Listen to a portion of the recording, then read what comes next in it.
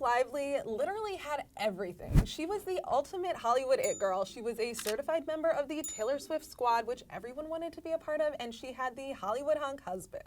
Until she got locked in a legal battle and lost everything. This is how it happened on Blake Lively, Uncoupled.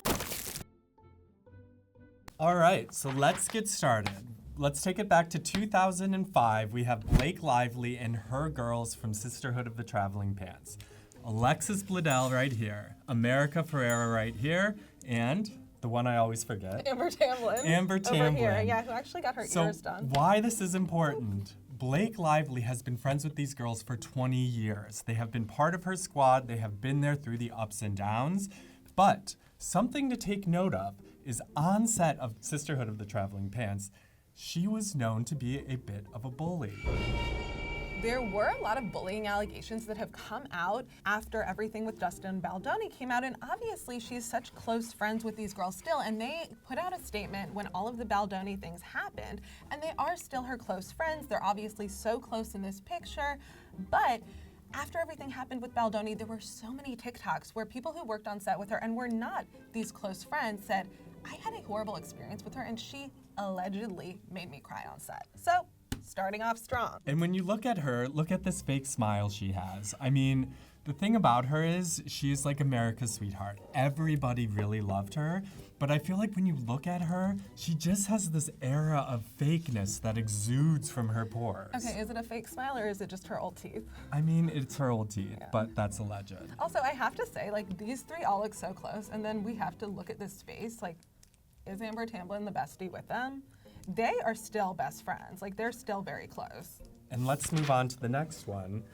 Okay, and up next, we have one of my personal favorites. We have Leighton Meester of Gossip Girl, and we have Blake.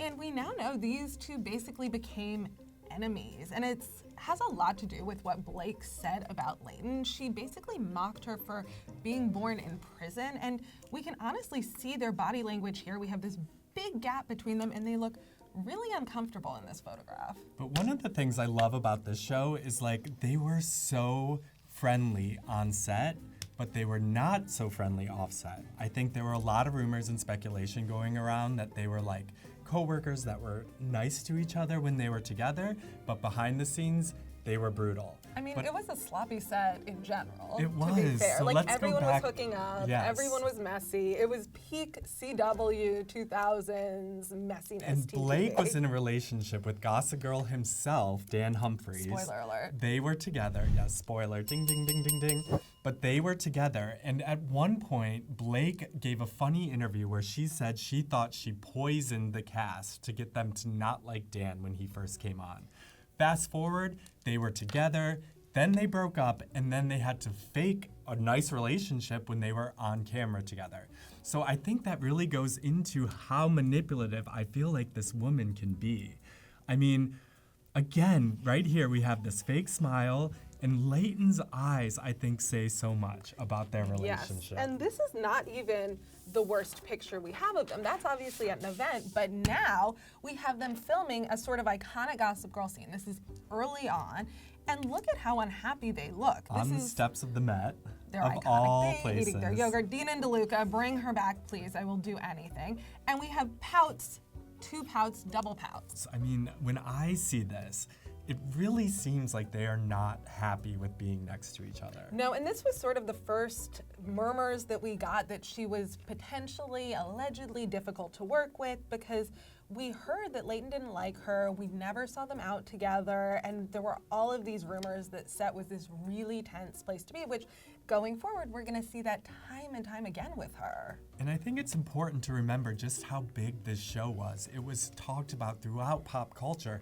This is when I really fell in love with Blake Lively, because she played Serena Vanderwoodson. She was this happy-go-lucky girl, and Leighton was much more uptight. She had the jewelry on, she always had the perfect bag, and I think that really started to bleed over into her life. Like, people started to think of her as Serena. On that note, this was so big, but this was sort of pre-social media, so these girls were out with the cast in New York City all the time, so people could see that they were not out together. So I think this is a good time to get into kind of Blake Lively's relationship history. Obviously, she was together with Dan Humphries on set during Gossip Girl. Shortly after that, something that I was shocked to learn about, she had a stint dating none other than Leonardo DiCaprio. Oh yeah, which I think people do forget, but she really was exactly his type. Totally, and she was young enough at the time, because we all know he allegedly has a type. That's not alleged, that's just true. Fair. Yeah. I think shortly after that is when she started to date Ryan Reynolds, who she went on to marry, and has become central in this lawsuit around It Ends With Us. More on that later. First, before we get into that, another role that made her super successful and kind of more of a household name was Another Simple Favor, which she was in with everyone's favorite Pitch Perfect woman, Anna Kendrick.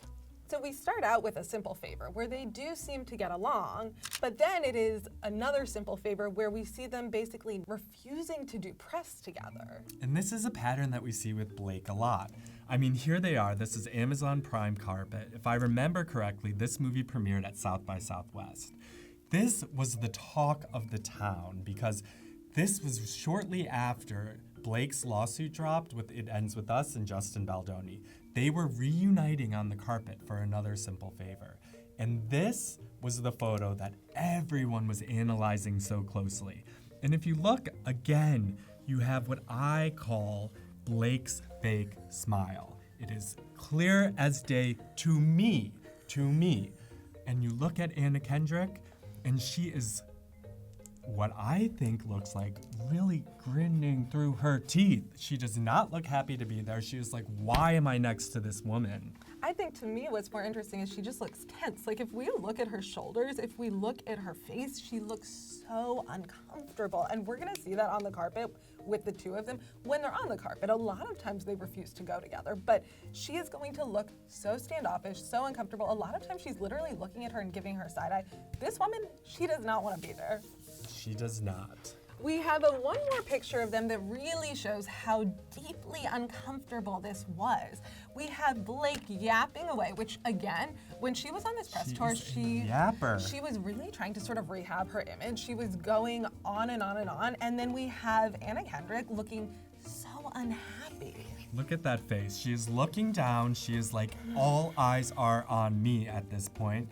But if she does not want to be there whatsoever, and she is so angry with this woman, I think, for ruining what was such a good movie. I loved A Simple Favor. Did you actually? I really did. There was something about it. It's the perfect plane movie. Pop it on, watch it. It's a good time. Another Simple Favor came out. Alex Newell was in it. I was so excited for it. And then all of this happened. I had no idea you were such a fan. I am a fan of A Simple Favor. I don't know why. So I love A Simple Favor. I am not a fan of Anna Kendrick, but I do think she has done good work in other things. Okay. But let's say that. But that goes to show just how wildly Blake Lively's image changed over time. I mean, she was America's sweetheart. It Ends With Us happened. Everyone was on her side. Sisterhood of the Traveling Pants Girls came. They were putting out statements. Everyone was lining up. But there was a shift that happened somewhere through, and we reported on that extensively. We really did, and I do think it started to split, especially at this point, and especially when we saw her doing press and we saw how uncomfortable some of her co-stars were. If we really zoom in on this is Blake trying to rehab her image. She clearly knows that she's going through a lot, but she is trying to project confidence. Her shoulders are back, she's doing gestures, she's standing in front of Miss Kendrick, and she's, again, what I call Blake Lively's fake smile. It's still there. But this is in front of a South by Southwest crowd. All eyes were on them. This was huge. But I would argue the thing that was more huge than this was her relationship with Taylor Swift. Exactly. We've talked uncoupling with co-stars, but now it's time to move on uncoupling with relationships, and specifically her really close friendships and her best friendship. Taylor was her literal best friend. Taylor was the godmother to her kids. She put her kids in her songs. They were best friends, and she was best friends with her squad for many, many, many years. They would step out to these very high-profile, buzzy restaurants. They would literally hold hands. Holding hands. They would have double dates. This was her best friend in the entire world, and then we saw them sort of drift apart during the lawsuit. But what's interesting is I think there was two things happening at once during this lawsuit. There was what was happening in the press, in Daily Mail, in all of the publications, and what was going on behind the scenes. I think early on, Taylor definitely poured her support into Blake. But then again, when the tide started to turn, Blake and Ryan really latched onto this lawsuit, really wanted to make it stick, really wanted to make their point known. That is when I think the public perception shifted, and that's when Taylor's perception shifted a little bit too, at least within the press. Well, I think the interesting thing was people really thought that Taylor was the one distancing herself because they figured she's on the Eras Tour, she has this squeaky clean image, she has no interest in being involved. But one of the things that we saw when their text messages were leaked was that just was not the case. The actual truth was Taylor felt like Blake was the one who was moving away. We literally saw the text, and she said to her, "You have started texting me like you are HR at a company. This is not our friendship. What are you doing?" And Blake admitted to it. She said, "Look, I'm involved in this lawsuit. I'm texting everyone this way." But let's zoom back in on this photo because I think this is such a quintessential photo of their friendship and what made it so great. I mean, they are in New York City. You see their like security people around, their black cars that they get out of, the scaffolding, which lets me think it's like West Village or Tribeca or something. What restaurant are they at? I don't know. I wonder. Do you think they call each other before they get together and they're like, okay, I'm wearing a black dress. Yes. What are you wearing? Oh, 100%. Because it is neutral city here. Yeah. I mean, okay, fan or not of this skirt? Hideous. Hideous? Absolutely I hideous. kind Are of you like kidding? it. I And mean, it I hits the almost boots wore in a the shirt wrong that way. looked like that, but more colorful. Thank God I didn't. No, cute, but this is hideous. Yes, and okay, let's do a quick look at Taylor's outfit. Yeah, I had these shoes 10 years ago. Oh, you did? Yes. Well, I think that's like Cute 10 par years for the ago. course with Taylor. She is not a style Okay, I icon. She support does her. not I make support great her wrongs and decisions, rights. in It's my fine. opinion. But, okay, what's going on here? What, her hair? No, it's like a highlighter. It's like Sparkle City right Taylor there. stuns, always. Taylor stuns always. We love her. But this relationship, as high and great as it was, it all comes crashing down. Yes. So, I was hearing rumors, even during this friendship, that there was sort of bad blood between Blake and some of Taylor's besties, including Selena Gomez, who is a longtime friend of Taylor's. And when I tried to find pictures of Blake with Selena, I could not find a single one, which I found kind of fascinating. Obviously, they might not have much in common, but there were all these murmurs that basically Selena never liked her. So this was kind of an issue the DailyMail.com was hearing throughout their friendship. And this is something that we do so well here. These like incredible deep dives into the friendship between these people. And Margaret and team, they uncovered that Blake and Selena really haven't been seen together. So if we zoom in here, look, we have Selena and Taylor, New York City, December 12th. One day later, Taylor in New York City again with Blake. Do we see crossover between Selena and Blake?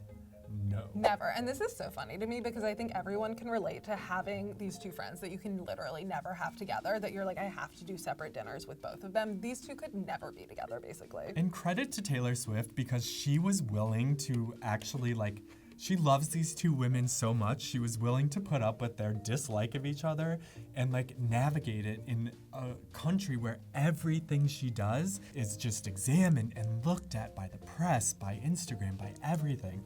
So I think, that's the power of Taylor Swift. I may hate on her, but she is smart and she is so good at what she does. But back to these photos. Okay, we have 4th of July.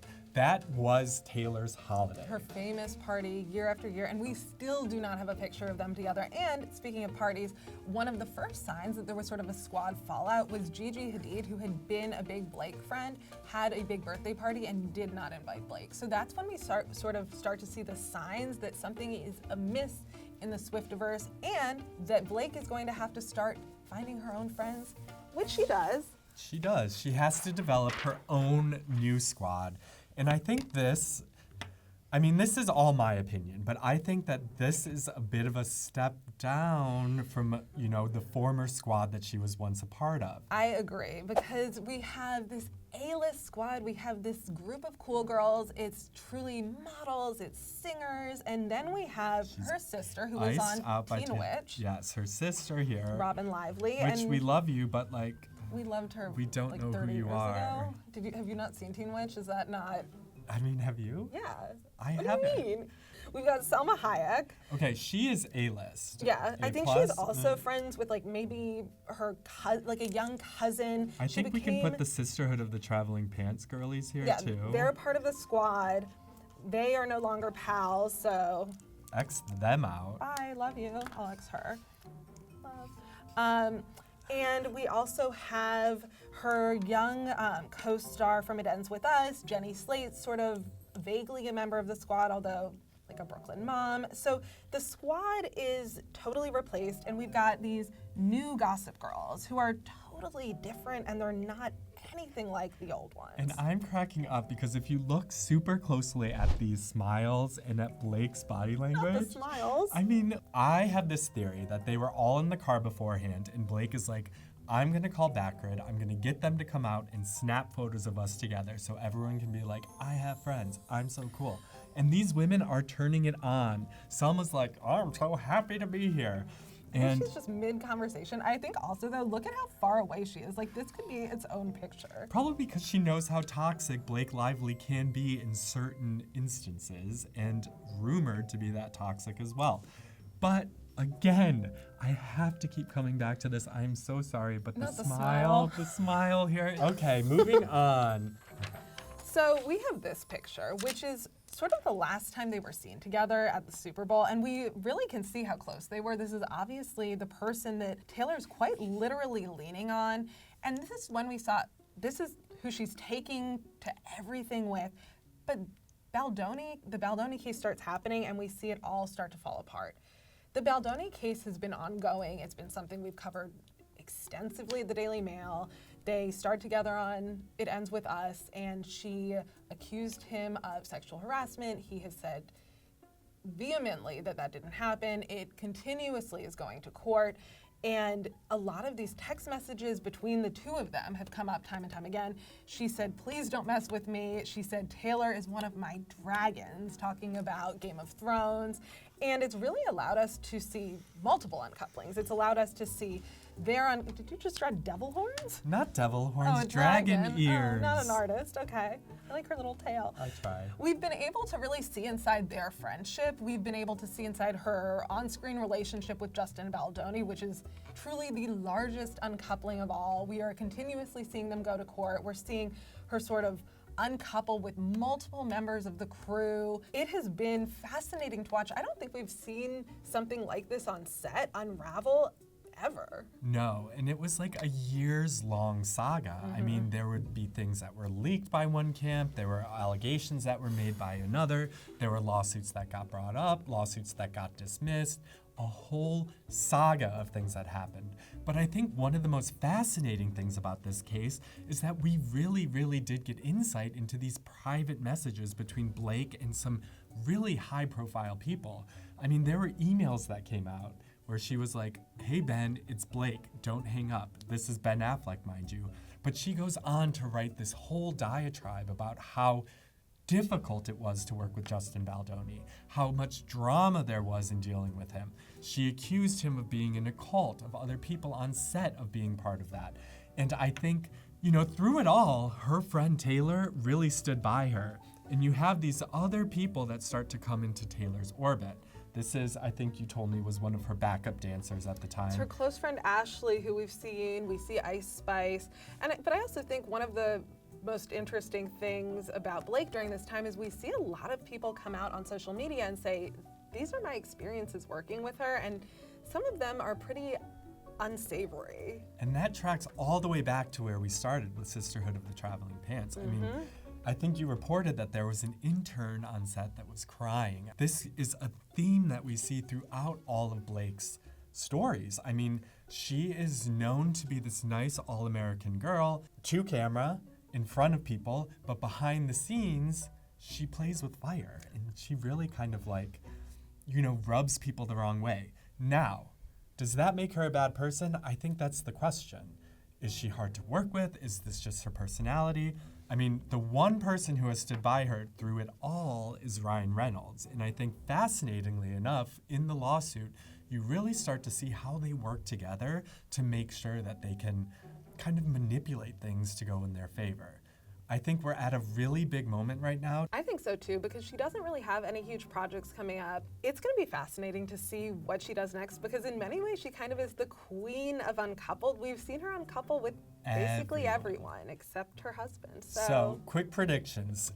Where do you think Blake is in 2 years from now?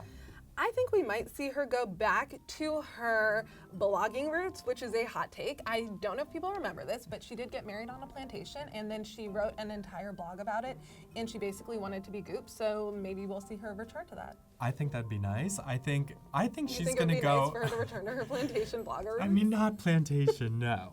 But I think, I think we've seen many a starlet try and do the blogging thing. I mean, you had, what's her name, Megan, and her blog that was The Tig. was good, but not. But then you have like Dua Lipa, who has her own blog. Book club. I think Blake is gonna go all indie. I think she's going to go into that really, really dark, twisted role that everyone talks about her. I think she's gonna try and befriend Charlie XCX, try and go the cool girl route. I think she's gonna split with Ryan. No, I have no clue what I think that'll be our next Uncoupled episode. But should we do the wonders of ripping the photo together? I think we should. Okay, Let's we see have if that Mother works. of Dragon herself, My queen. Taylor. Okay. All right, let's So get 'em. everyone, thanks for joining us. That was Blake Lively uncoupling with just about everyone. We'll see you next time.